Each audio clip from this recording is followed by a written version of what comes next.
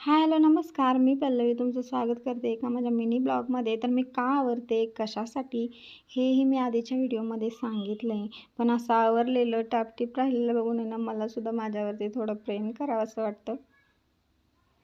कारण रोज कामामध्ये असताना किंवा माझ्या आधीचेही व्हिडिओ तुम्ही बघा किंवा बघितलेसुद्धा असतील. त्यावेळेला माझा जो अवतार असतो ना, तो अवतार बघून मलासुद्धा माझीच दया येते आणि म्हणते मी आरशासमोर उभं राहून, काय अवस्था केली हिनं? असो. तर बोलण्यामध्ये माझ्या भरपूर फरक जाणवतो असं मला बोललं जातं.